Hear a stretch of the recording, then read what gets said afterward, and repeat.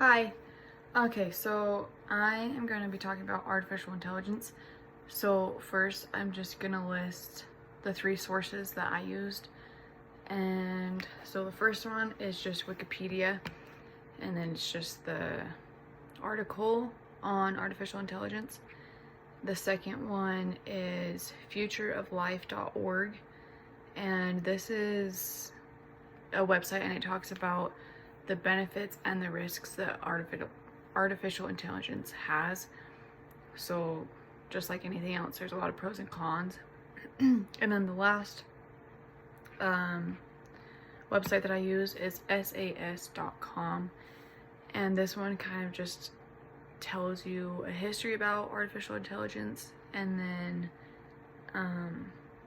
why it's important and why we use it, and then how it's being used and why we use it. So I'm just gonna start in order, and basically artificial intelligence is also called machine intelligence, and it's a way that we use, I guess, robotics in our daily lives. So basically when these machines that we have do something for us. So for example, we have cars. You can press a button in your car and you can say, hey, call this person or text this person, or I need directions to this place. That's you telling an artificial person to do something for you. Another example is an Alexa. Sorry, mine just turned on.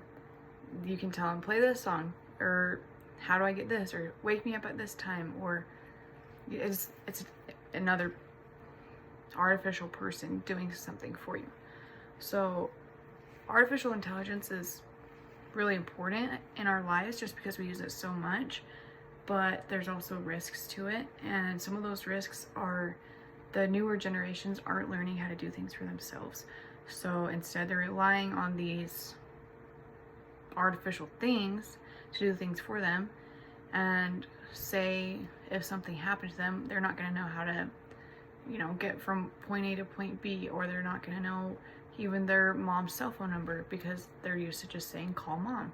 So that's one, I guess, risk to it, but there's also a lot of pros to it. And but today, especially with COVID, a lot of things are taking place online or, through technology. So it's been awesome to have that because it's keeping people employed, it's keeping education alive, it's making it possible for us to communicate still even without having that face-to-face interaction. And then, let's see. So artificial intelligence actually was introduced in 1965, and it has just been advancing ever since, and it's nonstop. And let's see. So from the 1950s to the 70s, it was neural networks. From the 1980s to 2010s, it was machine learning, and now today it's called deep learning. And so that kind of just shows you the progression of it and how advanced technology is and how much we use it. So overall, artificial intelligence is really important in our lives, but if we use it too much, then it can be a harmful thing, especially to that younger generation, just because they're not learning how to really read or write or have those social communication skills. Instead, they're doing it through technology. So it can be good, it can be bad. You just have to find that balance between the two.